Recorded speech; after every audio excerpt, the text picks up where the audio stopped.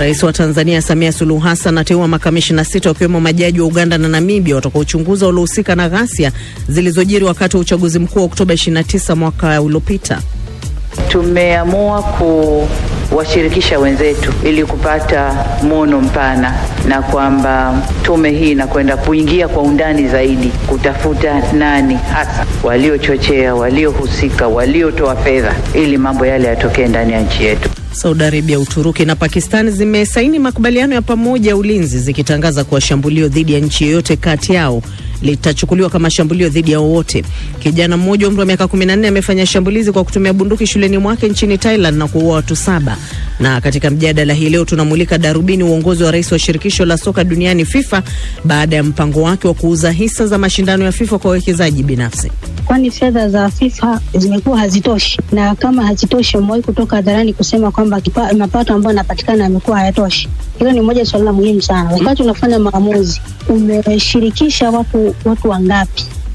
Na katika michezo, shirikisho la soka nchini Norway lamtaka rais wa FIFA Gianni Infantino kujiuzulu, huku la Mexico likitangaza kumuunga mkono rais huyo. Kwa mengi zaidi ni hapo baadaye katika makala ya spoti, nami Shuaib Ibrahim.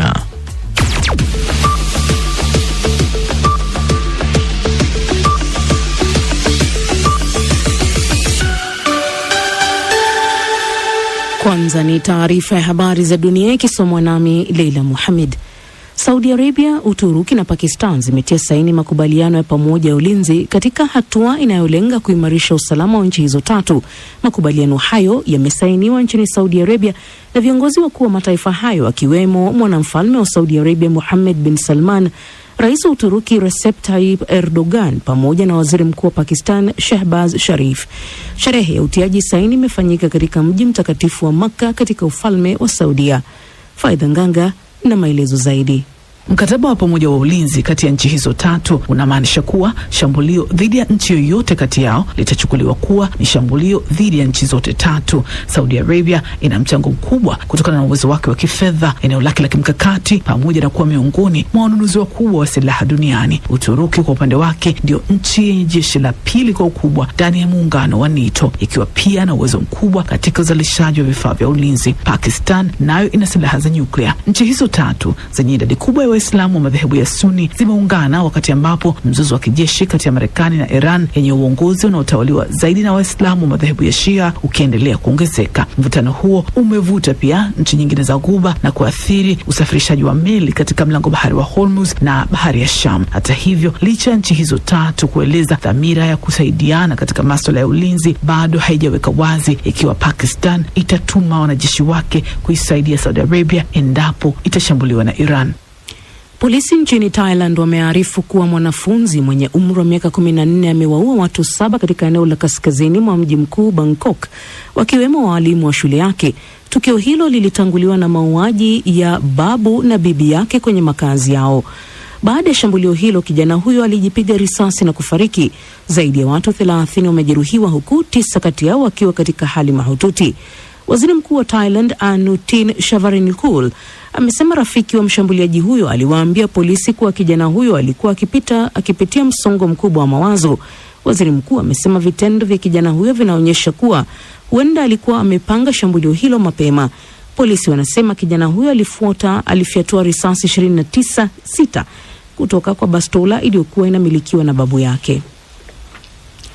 Majaji wawili kutoka Uganda na Namibia ni miongoni mwa makamishna 6 watakaochunguza waliohusika na makosa ya jinai na ukiukwaji wa sheria uliotokea kabla, wakati na baada ya uchaguzi mkuu wa Oktoba 29 mwaka 2025 baada ya Rais Samia Suluhu Hassan kuzindua rasmi tume hiyo Ijumaa.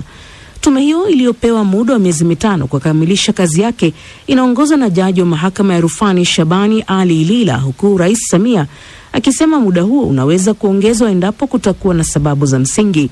Rais Samia pia ametaja muda ambao tume itafanyia kazi uchunguzi, ikiwemo wa Tanzania kushirikiana na makamishna ili waweze kutekeleza majukumu yao bila vikwazo.